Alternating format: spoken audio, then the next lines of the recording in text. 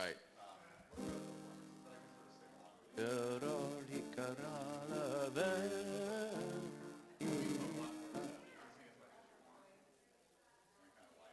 But there's only one verse here anyway.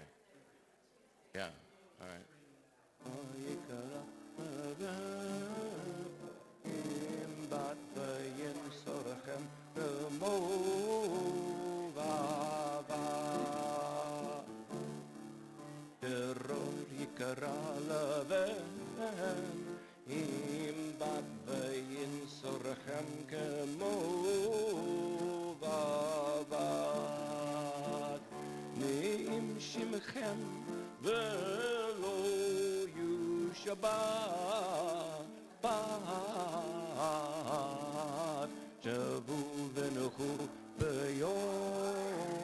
Shabbat shavu v'nuchu b'yom Shabbat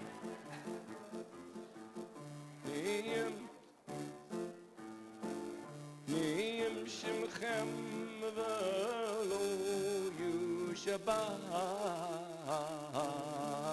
shavu v'nuchu b'yom Shabbat shavu v'nuchu b'yom Shabbat.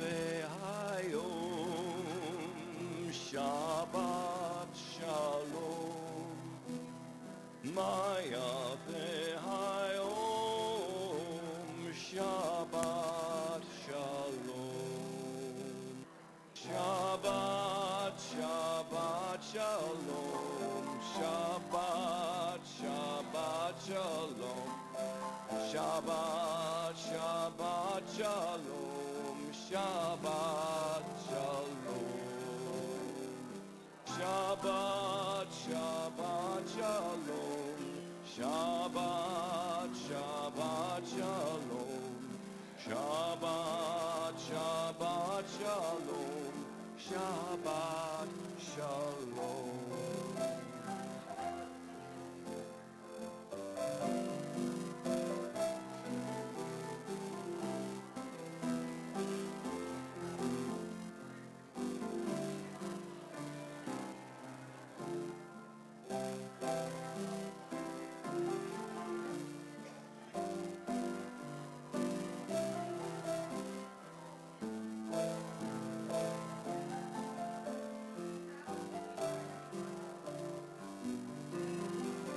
Shabbat, Shabbat Shalom, Shabbat, Shabbat Shalom, Shabbat, Shabbat Shalom, Shabbat Shalom.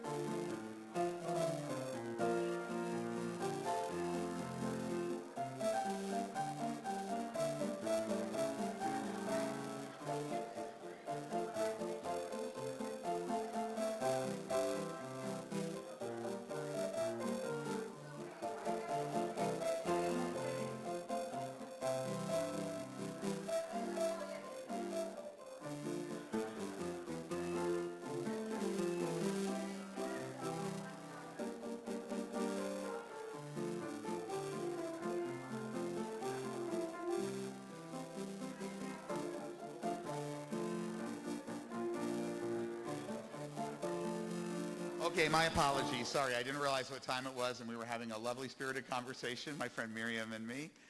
And so my apologies. But it gave you a chance to hear that beautiful song. It is a new version of of the song Am Yisrael Chai. Am Yisrael Chai. And we are going to hear it. I adjusted the lyrics a little bit because there's a couple of theistic lines. But we're going to be celebrating Yom HaAtzmaut here. I haven't done this in a number of years, but Sherwin always did it, and I did it when I started. And on May 9th, we're going to do that. Next week, I forgot what I'm talking about next week. How do you like that? I forgot what I'm talking about, but I did write something already. And then the following week, oh, I'm not speaking next week. This is what I want to talk about. Next week is important. It is the movement Shabbat. And we will have the board of the International Institute for Secularly Administered Judaism. That's a mouthful. And the board, no, whoever, somebody will be here from them. Rabbi Shalom for sure. And that's really the most important person.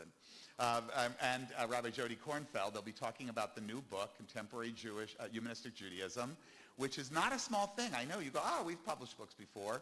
We have never published a book through the Jewish Publication Society. And that is no small achievement. It is really putting us on the map. So they'll be here next week. They'll have a lovely movement Shabbat. We will have the following week, nothing, because we're going to Cincinnati, and we'll come back with pictures for those of you who can't join us. And that should be fun for those of us going. The following week, we will celebrate on May 9th. We will celebrate Yom HaAtzmaut. We'll hear this song that I rewrote just a few words on.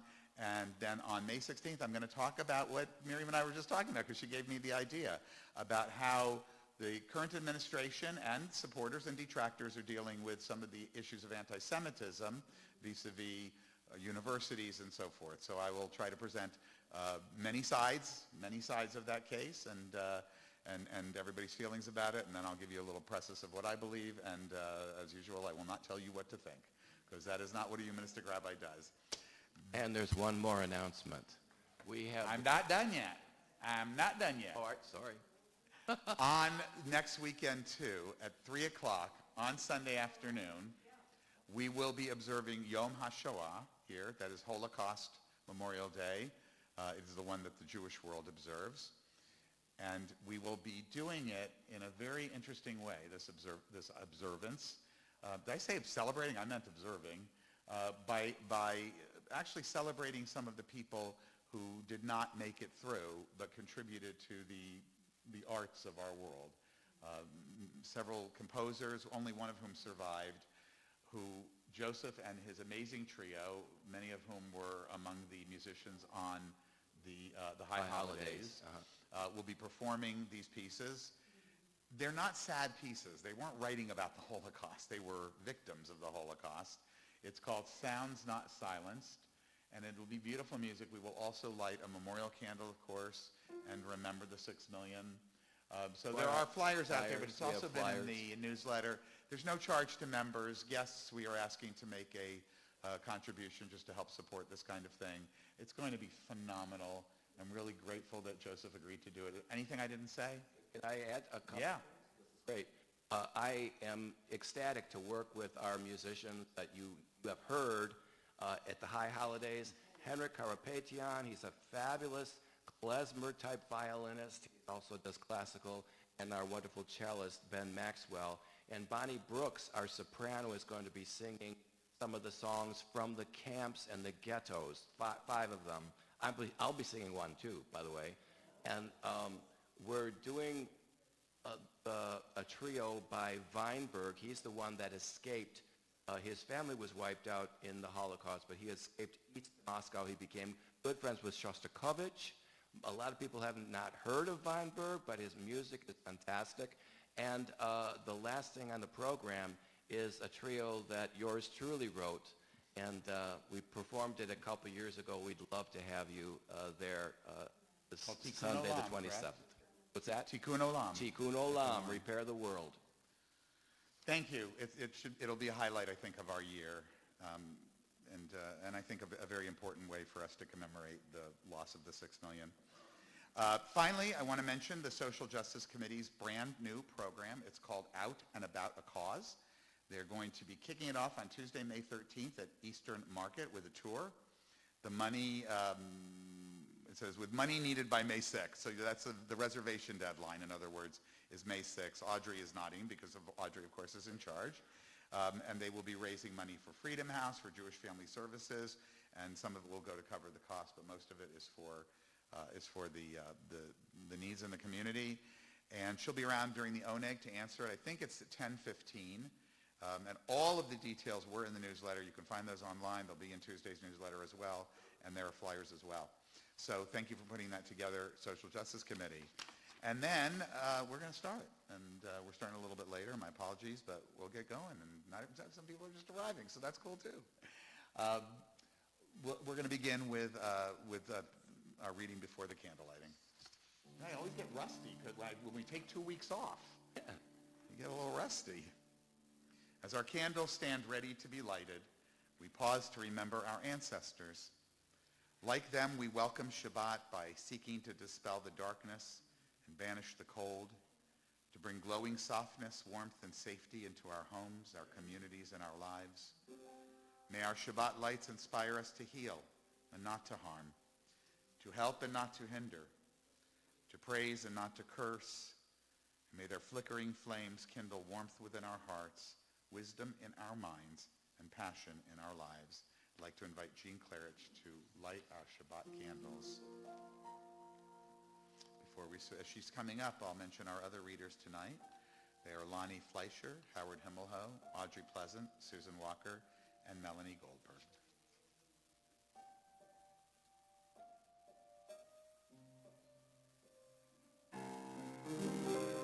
Baruch Haor Ba'olam, Baruch Haor Ba'adam, Baruch Haor Ba'shalom, Ba'shalom, Baruch Haor, Baruch Haor Ba'shalom.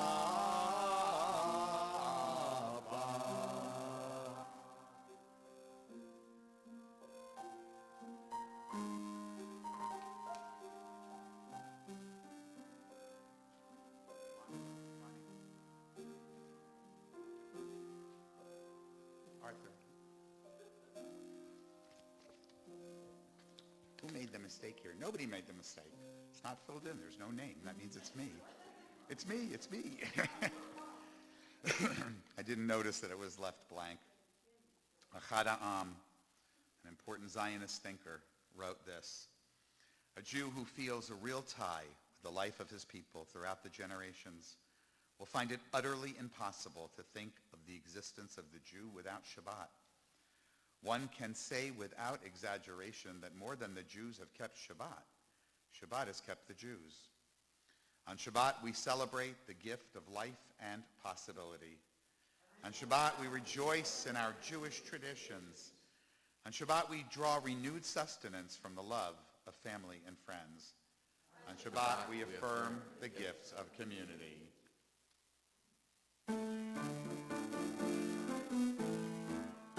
Lecha dodi likrat kala, pnei Shabbat nekabla.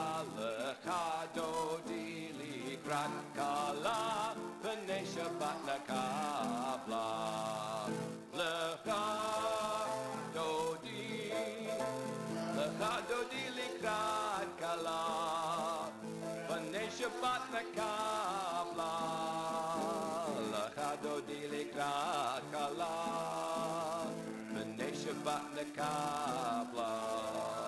Likrat Shabbat likhu b'nelcha, ki et habracha hi meviya, v'simcha barna v'tzohola, b'nei Shabbat nekabla.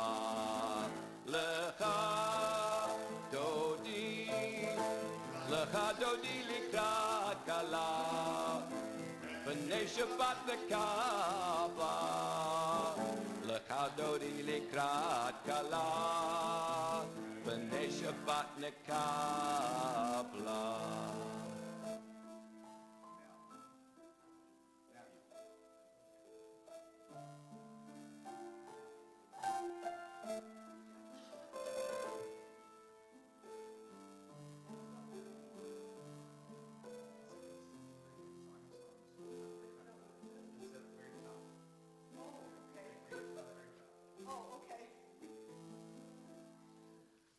I got it. Song of Songs, chapter 10. In honor of the final days of Passover, my beloved speaks and says to me, "Arise, my love, my fair one, and come away. For now the winter is past, the rain is over and gone. The flowers appear on the earth. The time of singing has come, and the voice of the turtle dove is heard in our land. The fig tree puts forth its figs, and the vines are in blossom. They give forth fragrance. Arise, my love, my fair one, and come away."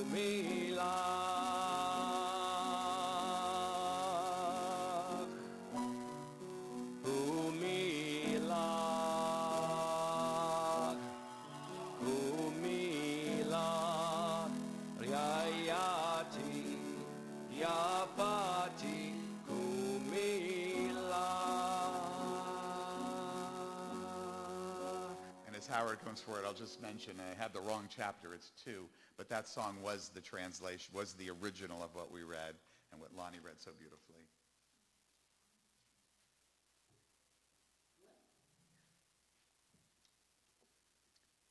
We spend our days searching for meaning, for wisdom, for a direction to guide us forward. We look to the world around us, to teachers, to history, and to the voices of our ancestors. We ask, how do we find the courage to face the future? We ask, how do we choose which paths to take? We ask, how do we do these things while remaining true to ourselves? What we seek is closer than we think. The spark of understanding, the source of hope, the clarity to choose the right path. These live within us, waiting to be recognized, waiting to be embraced. Shabbat is a time to pause and gather our strength. It is a time to think about who we are and what we can make of our lives. On Shabbat, we take a moment to set aside the noise, the distractions, and the demands of the week. Shabbat invites us to return to ourselves and contemplate the questions that our lives are posing. As we enter this special time, let us accept the invitation to open our hearts, quiet our doubts, and remember this. Capacity, wisdom, already here.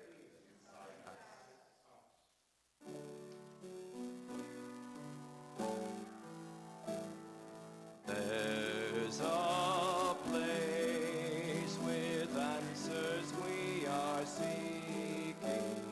There's a place to find a light of hope. Where's the strength to realize our vision? Yesh makom b'tochenu, yesh makom b'tochenu. Look within yourself, you'll find it there.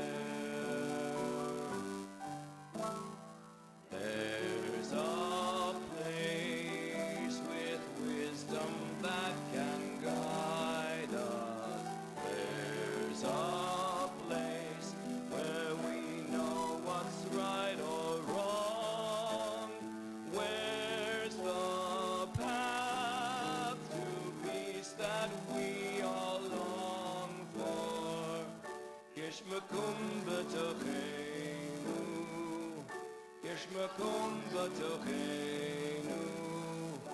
Look within yourself, you'll find it there.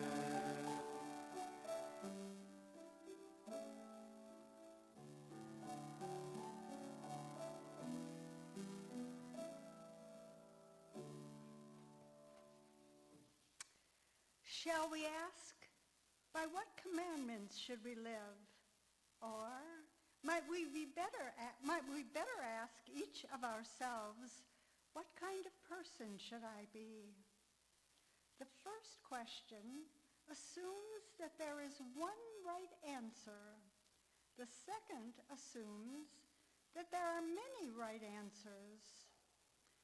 If we ask how to answer the second question, we are answered in yet other questions. What should you do in suffering, or in need, or hungry?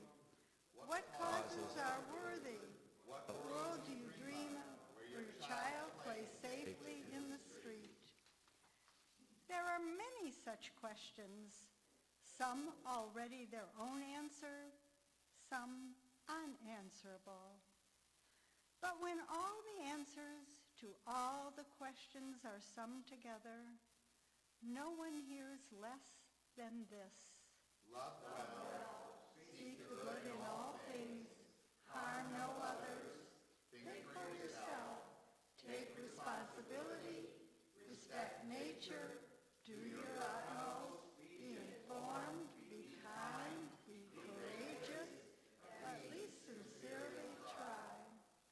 Add to these 10 injunctions this: let us always be true to ourselves and to the best in things, so that we can always be true to one another.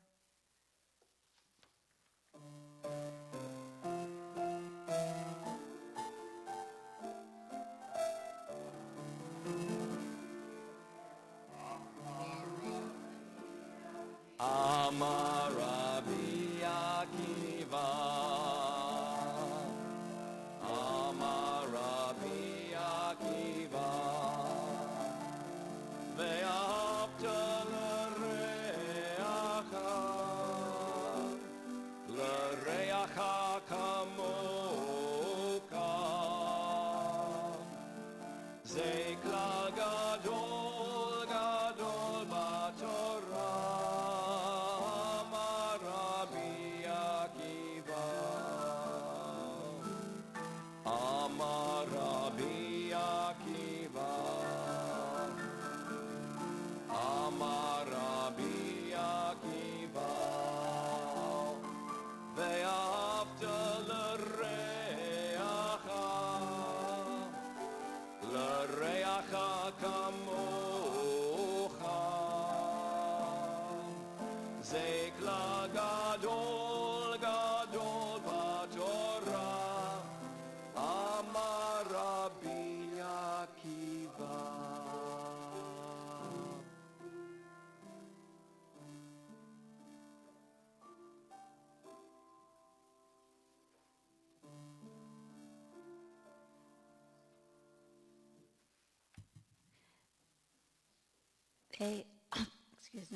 Ve'ahavta, and thou shalt love. A humanistic interpretation of Deuteronomy 6. Let us love that which is worthy of love with all our hearts, with all our minds, and with all our strength. Let us love truth and pursue it. Let us love justice and bring it to life. Let us love life and cherish it. Let these be our words. May we teach them to our children and to those who come after us. Through our thoughts and our choices, let us bind these values to our spirit, etching them into our conscience. Let us write them not only on our doorstep, but on our actions and our aspirations. In this way shall we carry forward the legacy of our people by shaping a world that reflects our highest ideals. Ori bi, tikvati. Fatimi, Eifo Kohi, Kohimi, Vegamba, Vegamba, Eifo Kohi, Kohimi, Vegamba, Vegamba. Where is my light? My light is in me. Where is my hope? My hope is in me. Where is my strength? My strength is in me and in you, and in you. Where is my strength? My strength is in me and in you, and in you. Peace is more than the absence of conflict. It is the presence of justice, compassion, and hope. It does not arrive on its own. It must be nurtured through the strength to stand firm in our convictions and the willingness to seek understanding. True peace begins within. It calls us to care for ourselves and our communities, to ensure that we are grounded and secure, but it cannot remain there. Peace reaches outward, finding life in the connections we build and the shared commitment to a world where dignity and fairness prevail. Peace is not passive. It grows from the small acts of courage and kindness that sustain us and the choices we make, even when the path is uncertain. It asks us to see the humanity in one another and to believe that even in difficult times, we can shape a better future. May we pursue peace with purpose, bringing light to our lives and to the world we share. Nase Shalom Ba'olam, Nase Shalom Aleinu, Re'alav Kol Ha'olam, Ve'imiru Shalom. Nase Shalom Ba'olam, Shalom, Shalom Aleinu, Ve'akol, Ve'akol Ha'olam, Ve'imru Shalom, Shalom. Na'aseh Shalom Ba'olam, Na'aseh Shalom Aleinu, Ve'akol Ha'olam, Ve'imru Shalom. Na'aseh Shalom Ba'olam, Shalom, Shalom Aleinu, Ve'akol, Ve'akol Ha'olam, Ve'imru Shalom, Shalom. In this community where we find strength and common purpose, we turn our minds and hearts toward all those who need our love and support. Those who are ill, those who suffer pain of the body or spirit, those who are lonely, those who have been wronged. Tonight our well wishes are extended to these beloved members of our congregation, to Lee Bricker, to Saul Foreman, and Jim Walker, and to anyone whom you'd like to recall today and bring to mind as we go around the room. Anyone on this side? No? Anybody over here?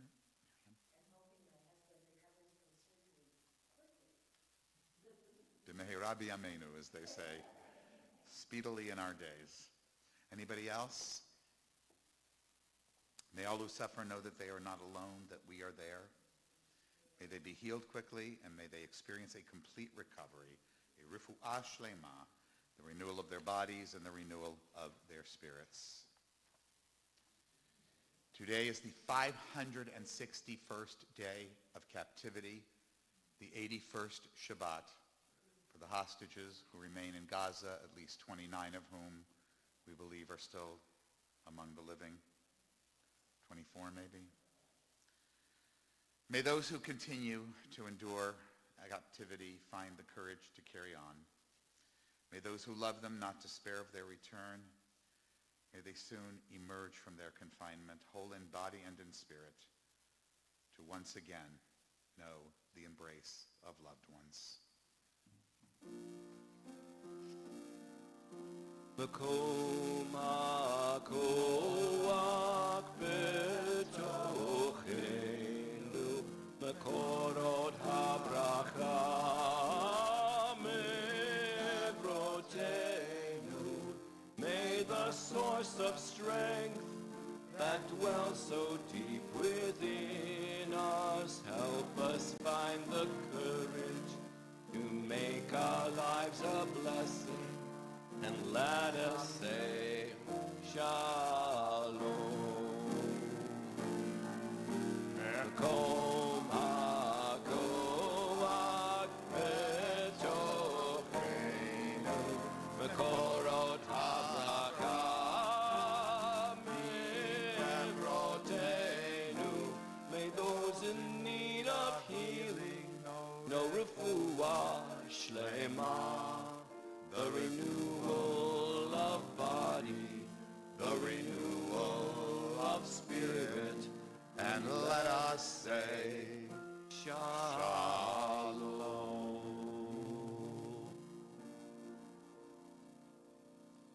You can shed tears because they are gone, or we can smile because they have lived. We can close our eyes and pray they'll come back, or we can open our eyes and see all they have left. Our heart can be empty because we can't see them, or we can be full of the love we shared. We can turn our back on tomorrow and live yesterday, or be happy for tomorrow because of yesterday. We can remember them and only that they are gone, or we can cherish their memory and let it live on. We can cry, close our minds, be empty, and turn our back, or we can do what they would want, smile, open our eyes, love, and go on. Our thoughts turn to those who are no longer with us, our own loved ones, those whom our friends and neighbors have lost, the martyrs of our people whose graves are unmarked, and those of every people and nation whose lives have been a blessing to humanity. As we remember them, we meditate on the meaning of love and loss, of life and death. We recall now our loved ones whom death has recently taken from us, those who died at this season in years past, and those whom we have taken into our hearts with our own. Among those whom death has recently taken are two members of our congregation, Ted Goldberg and Cheryl Feit, Zichronam Livracha. May their memories be for a blessing. Tonight, too, we observe the yahrzeits of these beloved members of our community and their families and friends, of Lawrence Altman, Robert Berman, Rose Bricker, Rosalie Bieber Brown, Francis Burke, Arlene Bernstein, Dorian Shalom, Max Hirsch, Paul Himmelho, Fred Kellman, Milton Luria, Richard S. Lutz, Adrian Mendelson, Saul Plafkin, Benjamin Jacob Roast, Helen Shernitt, Lydia Bandy Karna Slachter, Josephine Walker, Max Weinstock, Lawrence Weisberg, and Celia Roth. If there's someone whom you're remembering at that time whose name you'd like to share, beginning with Jean. Thank you. Anybody else on this side? Yes. Thank you. Esther? Did we miss anyone? Yeh zichram livracha. May their memories provide us with a sense of comfort as we now face our lives, or continue to face our lives in their absence. If you can do so comfortably, please rise for our humanistic interpretation of Kaddish. Together, Nit Gadal v'nit Kadash b'ruach ha'adam. Let us dignify and ennoble all people in the spirit of our shared humanity. Let us acclaim the preciousness of life. Let us show gratitude for life by approaching it with reverence. Let us embrace the whole world, even as we wrestle with its parts. Let us each in our own way take up our share in serving the world and seeking truth. May our commitment to life help us to strengthen healing of spirit and peace of mind. May justice and peace permeate and comfort the house of Israel and all those who dwell on earth. And let us say, Ken Yehi, may it be so. Please be seated.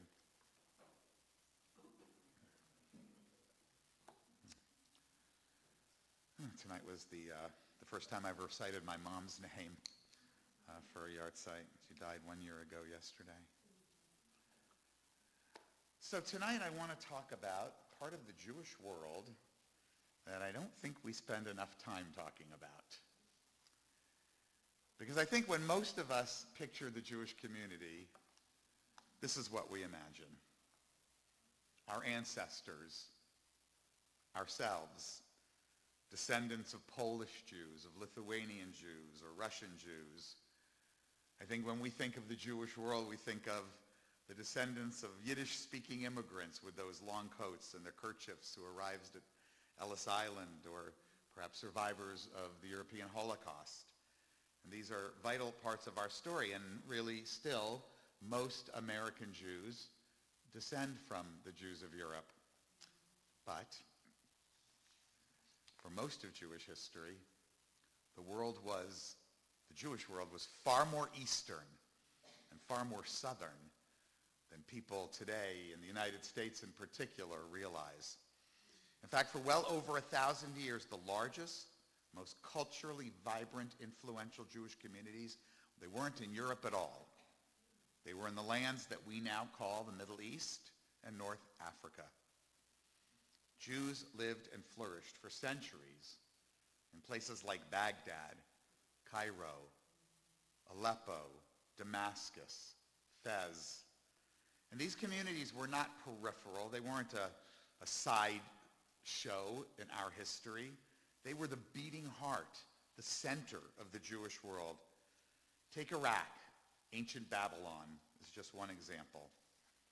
Jews lived in Babylon continuously since the year 586 BCE, when their ancestors first exiled there after the destruction of the first temple. That's in the Bible. That's 2,600 years ago. And as time passed, it was in Babylon that the Jewish scholars of the times compiled the Talmud. We call it the Babylonian Talmud. There's another, but this is what we think of when we talk about the Talmud, the single most important work of rabbinical Judaism. Later, for generations, the leading authorities of the Jewish people, the Geonim as they were called, studied in Babylonian yeshivot, Jewish houses of study. Jews across the world looked to them for guidance. In the Middle Ages, Jewish travelers and poets still described Baghdad with awe, understanding that it was the center of Jewish brilliance. But it wasn't just Iraq, it wasn't just Babylon. Jews were integral parts of the social and economic fabrics of cities and regions from Morocco to Iran, from Yemen to Kurdistan, from Tunisia to Turkey. And as I said, they were not by any means marginal. They were vibrant, multi-generational communities. They preserved ancient traditions, developed new ones. They left a legacy that shaped Jewish life far beyond their borders. Long before the rise of Ashkenazi Jewry in medieval Europe, when the Ashkenazim were what a tiny handful, no one would have seen growing to the numbers that they did, these Eastern communities were where Judaism happened. Even long after Ashkenazim had developed their own centers of learning too, the Sephardi and Mizrahi worlds remained vast, varied, and essential. And yet, how often are they left out of our picture? Tonight I want to bring them back. Tonight I want us to recognize who they are. Not just to understand where Jews live today, and most of them are in Israel, but to better appreciate who we have been and still are as a people. The Jews of the Middle East and North Africa, the Mizrahim, are not just a historical footnote. They are a living, breathing majority in the Jewish homeland, the Jewish state today. Many do not understand that. And by the way, when people say Sephardim, they often mean Mizrahim too, but they're not the same. Sephardim were Spanish exiles, Spanish Jews. Mizrahim were native to the Middle East, North Africa. But the two were grouped together under Ottoman rabbinical authority, the Turkish rule, the Turkish Empire, because of their similar customs, and the Sephardi label kind of stuck religiously, and that's why we speak of them that way. But understand that the appropriate term is Mizrahi. This historical mix-up aside, the demographic reality really is striking. According to Israel's Central Bureau of Statistics, over half of all Jewish Israelis, as I mentioned, are Mizrahi or of mixed Mizrahi descent. Now, the exact numbers depend upon how you define ancestry, first generation, second generation, Jewish mixed marriages, between Jews and Israel, that's a mixed marriage. The broad reality, though, remains the same. The image of Israeli Jewry, and now really world Jewry, as predominantly European, is completely outdated. Today, the average Israeli Jew is just as likely to have roots in Baghdad or Casablanca as in Warsaw or Vilna. And this seems to surprise many people, even Jews outside of Israel, especially when they've only had exposure to the Jewish world through an Ashkenazi lens. But in Israel, the presence of Mizrahi Jews is not just demographic. As I'm going to speak about in a few moments, it's cultural, it's linguistic, musical, religious, political. So who are they? Well, the term Mizrahim broadly refers to, as I said, Jews from the Middle East and North Africa. Scholars today call this region Swana, Southwest Asia and North Africa. But it includes a lot of countries: Iraq, Babylon, Iran, Persia, Yemen, Syria, Lebanon, Egypt, Libya, Tunisia, Algeria, Morocco, a huge population there, Kurdistan, Turkey, Afghanistan, and some smaller historical communities elsewhere too. Each of them brought with them from their countries distinct languages, customs, prayer traditions, foods, songs, social histories. Many spoke Arabic, others spoke Persian, Kurdish, Syriac, as our friends the Assyrians do here in Detroit area, many, many other languages. Some lived in bustling urban centers like Baghdad and Cairo that I've mentioned, others in rural villages, even tribal mountain regions. But what united them was a deep-rooted Jewish identity, the same as we experience, those who came from Ashkenazic lands, that were shaped over centuries. When we talk about Mizrahi Jews, we're talking about Jews, too, who never left the region where Israel is located. They were never far from Israel. Nor were they expelled from Europe, but they ultimately were expelled and left those lands. We'll talk about that in a moment, too. That return to their land was always part, as it was for all Jews, of their religious and cultural imagination. Jewish life in the Middle East and North Africa, as I've said, is not a side chapter. It's the original setting. Long before there was this Ashkenazic world, even before Spain, they were there. The most striking example, of course, Iraq. To return to that just for a moment.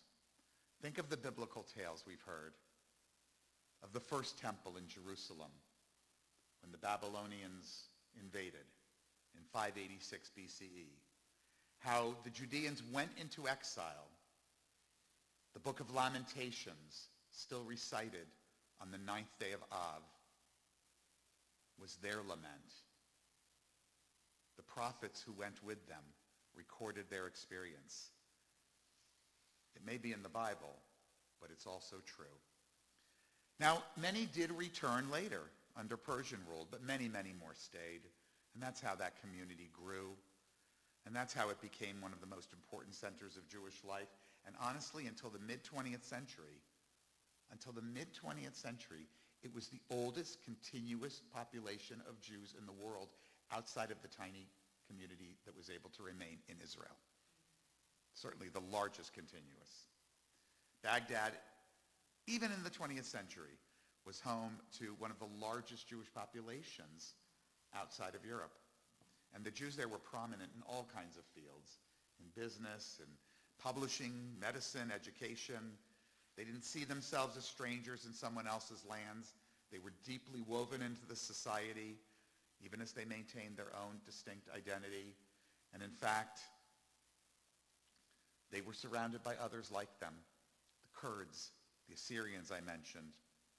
And all of them were there before the Arabs arrived with their conquest of the 7th century. They predated the Arabs there. This was true elsewhere in the Swana world. Not only were their communities older than Ashkenazi Jewry, they were much more influential. And to understand Jewish history without these people is to miss one of the most important parts of our timeline. Their success was not always easy. Lately, as we've heard so much propaganda, so much misinformation about what Zionism means, there has been a little bit of a sort of almost a cottage industry to try to talk about these people in anti-Zionist terms. And this happens by romanticizing their coexistence with the Arab Muslims, who ultimately were the conquerors of the nations in which they lived. And I hear these stories now in ways I never had. I see them on social media. Suddenly they've become a topic. And they describe life then as if everything was peaceful, was stable, was respectful, until somehow evil Zionism came and disrupted this imaginary golden age of harmony. That narrative is not historically accurate. And like most myths, it oversimplifies a far more complex truth. And that's what I want to share now. The status of the Jews in all of these countries, and Spain too, under Islamic rule was shaped by a concept called dhimmi. D-H-I-M-M-I, we spell it in English. This was a legal category created for non-Muslims, specifically the people of the book, the Jews and the Christians. Mostly in these places, there were Jews.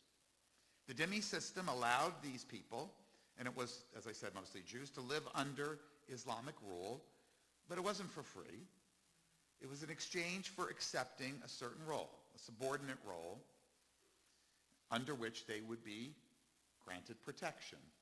This is similar to much of what happened in Poland, even during wonderful times there, and there were some hundreds of years ago. In these places, they were indeed allowed to maintain their practice of religion, have synagogues, run their own internal courts for themselves, participate in economic life. And there were a lot of long periods, it is true,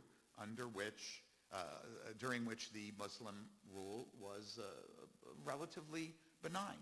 The Jewish communities thrived. Some of these periods even bested the best times in Europe. We had, for instance, things we never saw in Europe. Physicians in the royal courts who were Jews. Jewish merchants who were able to travel and put together far-reaching networks. It's a wonderful book by A.B. Yehoshua called Journey to the End of the Millennium, where Jews from the East come to Europe, which the population at that time, 1000 CE, was about this big. And we see it through the Mizrahi eyes. But there was and is a difference between toleration and equality. Dhimmi status came with limitations. Jews were required throughout the history there to pay a special tax known as the jizya. They were prohibited from riding horses when that was the car of the time. They could not build homes or synagogues taller than those of Muslims. They could not bear arms. They had to dress in identifying ways, and public expressions of the Jewish faith were usually restricted. Now, while sometimes the rules were enforced loosely or inconsistently, they were always there, always part of the legal and social framework, always a way of telling the Jews that they were other. More seriously, this second-class status meant that, as the Jews in Europe knew, Jewish safety was conditional.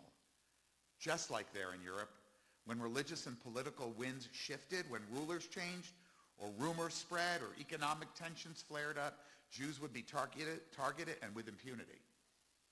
When I taught my class on anti-Semitism last year, I was asked if the arrival of Jews to Israel is what made things so bad for the Jews in the nearby Middle Eastern countries in South Africa. The return of the Jews of Israel in the 19th century certainly did exacerbate the problem. But their arrival came in the context of rising pan-Arab nationalism. This wasn't merely Zionism that caused these problems. That nationalism was not caused by the Jews. It had to do with many, many factors, mostly the colonial powers in Europe. And Kurds and Assyrians and Druze and many, many others alike all felt the brunt of that pan-Arab nationalism that emerged.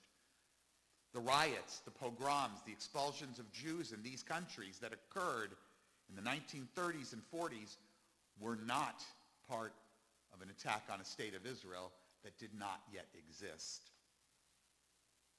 And in any case, the Mizrahi Jews were not all that interested in European Zionism at the time. This was, politically speaking, a European movement. And yet, because of all of these factors, the Jews in the East began to truly suffer again, and not for the first time. Famously, in Baghdad in 1941, during Shavuot, hundreds of Jews were murdered in Baghdad and its environs in what became known as the Farhud. This was a violent outburst of anti-Jewish hatred that foreshadowed what was to come within a decade or two for the Jews in Iraq and the whole region. And I just want to add something. One of the last survivors of that massacre was a victim of the October 7th, 2023 massacre. In Libya, anti-Jewish violence erupted in 1945, again in 1948, destroying synagogues, killing dozens. In Syria and in Egypt, decades of legal discrimination that started very early. Intermittent violence that the Jews were experiencing a long time caused them to live in fear, and ultimately they would flee. So yes, there were times of coexistence, learning, and even mutual respect, but this was not a wonderful, beautiful, egalitarian, harmonious society. This was a place with built-in legal inequality, high societal pressures, and episodes of terror that recurred over and over again. Life in these lands was never golden across the board. To honor the Mizrahi story, though, we must acknowledge these struggles. But we're not going to dwell on them alone tonight. We're going to talk about other things too. But first, we have to talk about what happened to them so that their culture could live on. A few years ago, a little bit of an aside, probably around 2 years before the Hamas massacre, I sat down with members of the Jewish Voice for Peace, the extreme anti-Zionist group with whom I had maintained a sometimes tense, sometimes cooperative working relationship up to that point. That is gone for me now. They requested the meeting because they wanted to understand where I stood on Israel and Zionism. And I was clear. I told them that I was and always have been a supporter of the Jewish state. Now, anybody who calls himself a Zionist understands that this doesn't mean supporting every government, every policy, or every political trend. But everyone I know who calls himself a Zionist defines it simply as the right of the Jewish people to self-determination in their historic homeland. And I told them that if they didn't already know this, because I have been critical of Israel, they should know that I've always believed this. In any case, that's a little bit of an aside. But here's why I brought up this story. Because as we talked, and they were pushing an agenda of European colonization, and that's what Israel was. It was white settler colonization. I said to them, don't you know that over half of Israelis come from Arab lands? They had no idea. I was stunned. I might as well have told them these Jews had come from Mars. I I shared with them the numbers. The Jews of Mizrahi or Mizrahi descent are the majority. They had assumed that the only reason that Jews had moved there then must have been because the Arabs were mad at Jews due to Zionism.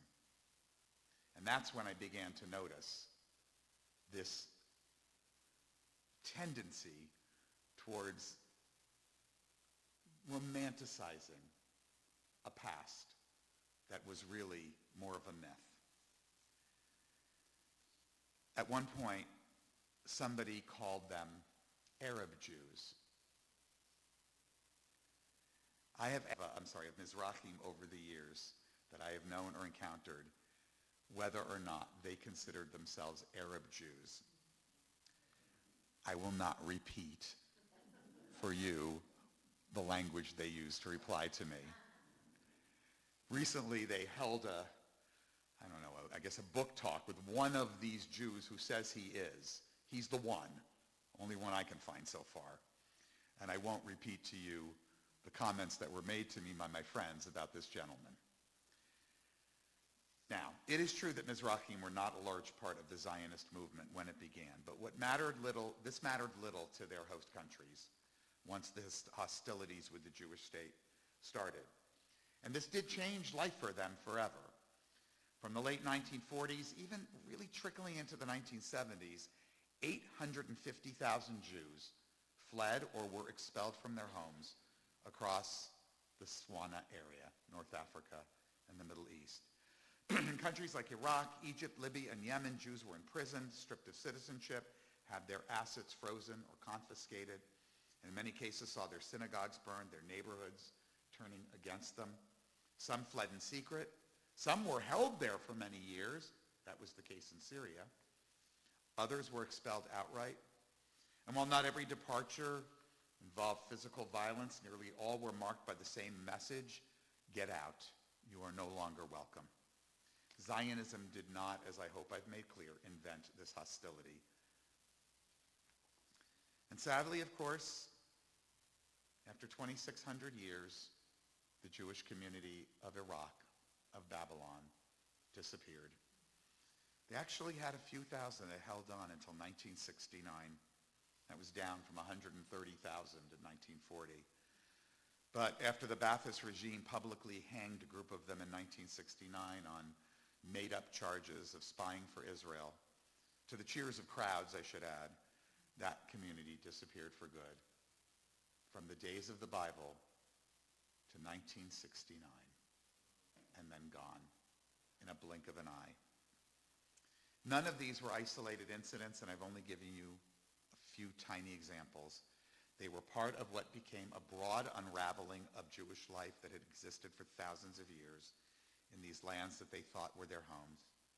Now, where did they go? Well, most of them went to Israel. And it wasn't yet because they had some great Zionist dream. They hadn't had the chance to even think about that. They had nowhere else to go. The United States wasn't taking them. The European countries weren't taking them. Only Israel opened their doors unconditionally. And yes, Israel was happy to see the Jewish population grow. But the Israelis of the time were, shall we say, elitist in their Ashkenazi and European preferences. So this migration was not always that easy for them.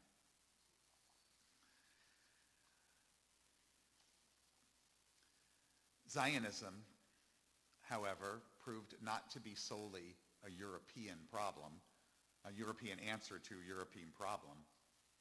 With what happened to these people, it showed that it was the answer to a broader Jewish problem. That almost everywhere we have lived for thousands of years, we have always been guests until we weren't welcome anymore. Almost everywhere. I like to think America's an exception. I hope it continues to be. Those of you coming to Cincinnati or have taken my class, I'm going to talk about that. When Mizrahi Jews arrived in Israel, most with few possessions, many after great trauma, dispossession, the violence I mentioned, this was not an easy landing. The early Israeli state, as I've alluded to just a moment ago, was built by Ashkenazi Jews, and they brought with them not just political leadership, but an entire European worldview. In this context, the arrival of hundreds of thousands, ultimately almost 1 million of Jews from Arab and Muslim lands presented a demographic transformation. It's not a cultural challenge. For too long, their knowledge, traditions, and religious practices were seen by the people who brought them in as less modern, less rational. They went to development towns in isolated areas on the geographic and economic margins of the country. One of my favorite movies is called Sof HaOlam Smola. Did you ever see it?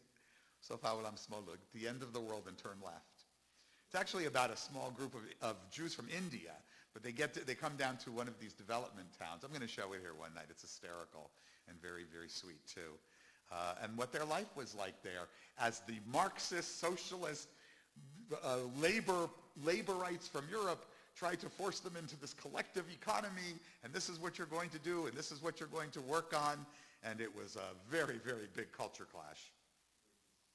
These communities, well, not only were they forced into places they didn't necessarily want to go to or would have chosen for themselves, they were underfunded, they were underserved, they were, as I've said, frequently treated with condescension by this elite that ran the country. Why did they do it? Why does any country that's absorbing people do these things? They wanted a melting pot.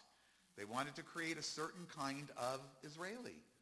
And their kind of Israeli did not include Jews who sang in Eastern-sounding tunes and tones, or observed religious customs that were very different, or that were so traditional, weirdly traditionally religious, but not all that orthodox, and didn't mirror exactly what they had back in Europe or were building there. It's kind of a painful irony, isn't it? These were Jews with some of the oldest continuous Jewish traditions on planet Earth, and yet they were being treated as if they had nothing to contribute to this new Jewish society. But there were a lot of them, and they did not disappear into silence, because they were Jews. And they spoke up for themselves. They pushed back culturally, personally, politically. They asserted their place not only in the country's population statistics, as we've seen, but in its identity, its leadership, its national story. One of the clearest expressions came in, of course, politics. That's how Jews do things in Israel. By the late 1970s, they were sick of it. They were sick of labor rule. They were sick of this elitism. They felt that they had been ignored, that they had been marginalized. There was even a group called the Panterim HaShorim, the Black Panthers, named after the Americans, who were pushing back mightily.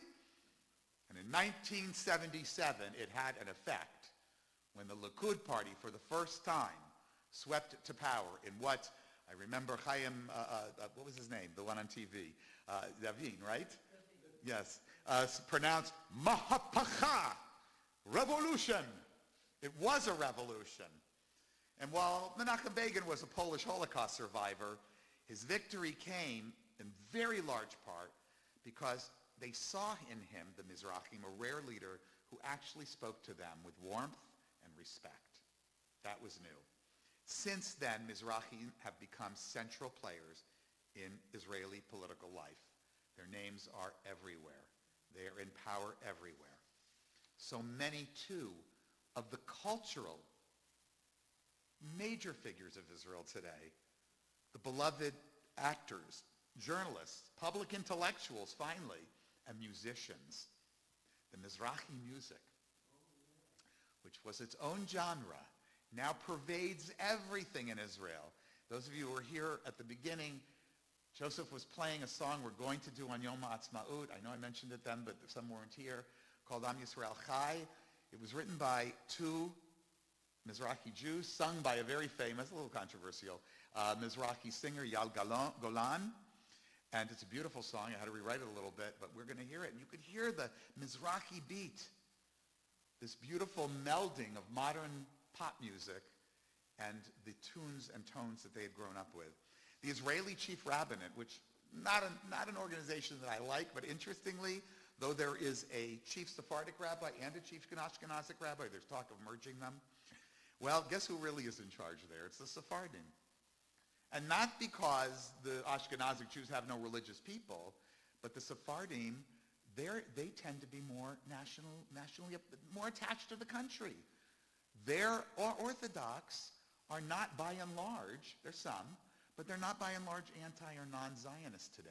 They became the Zionist backbone of the country, which is why I dared these people who were insisting these were Arab Jews at that meeting, why I dared them to go find one and tell them that and invite me. In the arts, of course, Mizrahi culture changed things, but not only that, they have added so much to our Jewish culture, so much that we in the Ashkenazic Jewish world didn't know about. They've affected how we celebrate, how we eat, even how we mark time. When Passover ends, in Israel, the Moroccan community, one of the largest of these communities, will celebrate a holiday. It's actually named for Maimonides, called Mimuna. Mimuna. They will spend, the women, all day long on the last day of Passover, which for them is the seventh day, preparing these fillings of all kinds. And then when the holiday's over and they can get their chametz back, their leavened goods back, they will bake these little muflafa, I think they're called. I always said it wrong, and I meant to write it down. And they'll open their doors, and people from all over, and now it's being celebrated everywhere. I just got a flyer from my alma mater's, Hillel, where I went to school, and they are having a big mimuna, and I think it's happening on other college campuses, and what happens on college campuses spreads to the rest of the Jewish world. And that is a wonderful thing that we are seeing Mizrahi culture doing this. Passover Seders, I mentioned this year that the Persian Jews had this custom of taking scallions, green onions, and using them as whips playfully during Dayenu to be like the whips of the chariots of the pharaohs, right? Of Pharaoh. And I learned that tradition at a Hillel, and I've seen it a number of Seders. We used to do it at Friends Seder, and I'm bringing that one back. That's a lot of fun. We're going to do that next year. Charoset. Talk about Jewish foods. My friend Toby, for years, had learned different recipes and had these varieties of Mizrahi charoses with dates and bananas and all different kinds of things. Not just nuts and apples, which is fine. I like it. It was a lot more original and a lot more interesting. There are even foods that have become so much a part of our observances that our young people don't even know that we didn't bring them from Poland. The sufganiyot, right? The jelly donuts. My kids, I think, don't have any idea that these did not come from Poland. But they did not. I'll disagree, but we'll argue about it later. You may have known of it, but they were popularized by the Mizrahim in any case. They were popularized from them. But just think about all the foods we love. They're Jewish foods that are universal, that are also part of Arab culture, of course. The hilba and the kibbeh, the barakas. You had the flaky barakas, right? The most delicious thing in the world. The hummus, the falafel. Don't tell me we were making falafel in Poland. I know Ashkenazic young women now who have the henna ceremonies on their hands before they get married, as the Mizrahim do. They've enriched Jewish life so much. And it's such a wonderful thing. And it's happening here as, of course, it happened in Israel. In Israel, there are, of course, challenges. I didn't want to make it that everything was wonderful and they had completely become part of everything. There are still educational and economic gaps. Most of our cities that have Jewish federations have adopted a development town or what have you. I know we have one here in Detroit and have helped there. But there's still discrimination and bias, particularly for those who are more impoverished. Still a lot of work to do there. But the fact is, they are central to Israeli society. There's a small growing population here too, because people come here from there and elsewhere. And they have, I think, enriched our Jewish world beyond anything that we could have imagined when we were eating gefilte fish and our matzah balls, which were wonderful. But I think they needed a little color to go along with them. On the battle lines of anti-Semitism, which we're dealing with so much today, and I follow it on social media, and don't do that because your brains will melt. What's the cry I keep hearing? Go back to Poland. Jew lovers love to tell us where to go. Jew haters, love to tell us where to go. But we're not going back there, and the Mizrahi Jews have nowhere to go back to either. And that's always been the story. So while they might not have originally been central to the creation of the Jewish state, they are today part of the Jewish foundation of it. That they never sought to push the time of redemption, as the secular Zionists did, beyond waiting for a Messiah. That makes no difference. Once they had to leave the diaspora, they went to the Jewish state. No one else would take them. So who are these people? They're the Jews who never passed through Europe. They're the Jews who lived in the Bible long before the Bible was even written in the lands of the Bible. They're the Jews who carried on the Jewish story in exile in an East of which they were always part. They preserved all of these wonderful traditions, Jewish learning, poetry that they created, this rich tapestry of Jewish life. Jews who were like all Jews, living as minorities in someone else's nation, unwelcome, ultimately, when those nations turned them out. Throughout the entire Jewish world, that Jewishness is no longer thought of as a European thing is a great blessing to Am Yisrael, the people of Israel. We are an increasingly a fusion. Of course, that means there's friction. We're Jews. The worldwide family of Jewish voices includes a lot of disagreement.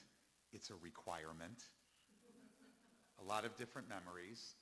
This is how our path of peoplehood continues. But to erase them, it doesn't mean just getting the demographics wrong. It means getting the entire moral framework of Jewish history wrong. Because we're not just a European story. The Holocaust did not create Israel.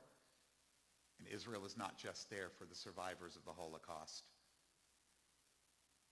Jews are the descendants of the exiled of Riga, of Vilna, of Odessa, of Prague, and Paris, just as much as they are from Baghdad and Fez and Damascus and Sana'a and Cairo. And to celebrate this, I believe, is to rejoice in the reality that the Jewish people are not one thing.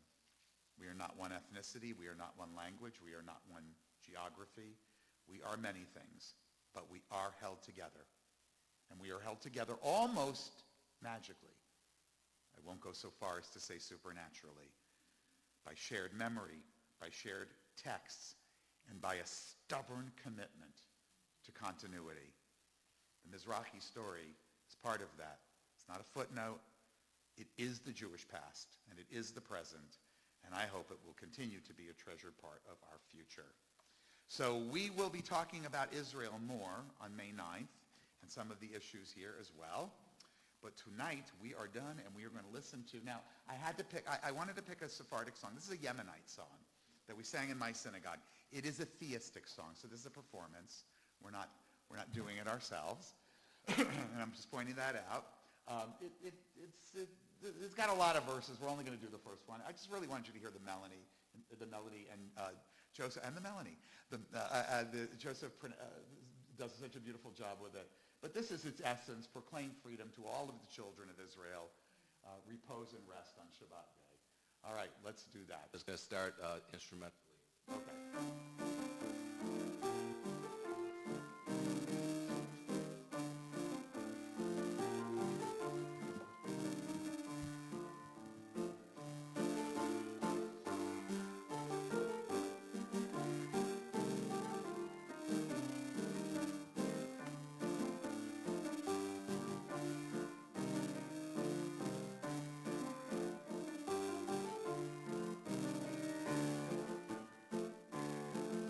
Terror יקרה לבנים בבין שורכם כמו בבת. טרור יקרה לבנים בבין שורכם כמו בבת. נעים שמכם ולא שבת, שבו ונחו ביום שבת, שבו ונחו ביום שבת. נעים שמכם ולא יהיו שבת, שבו ונחו v'nechu b'yom Shabbat. Shavu v'nechu b'yom Shabbat. Deror yikra levenim bat v'yitzorchem kemo v'avad. Neim shimchem v'lo Shabbat. Shavu v'nechu b'yom Shabbat. Shavu v'nechu b'yom Shabbat. Beautiful, thank you. That was not a song written for piano, but you did it in such a way, I think it evoked the instrumentation they had. Thank you. Shabbat Shalom to everybody. Thank you to Anne-Marie did our streaming tonight. Thank you. Yes. Yes. To Joseph for the beautiful music, Arthur for the slides, and to all of you, join us for our Oneg Shabbat.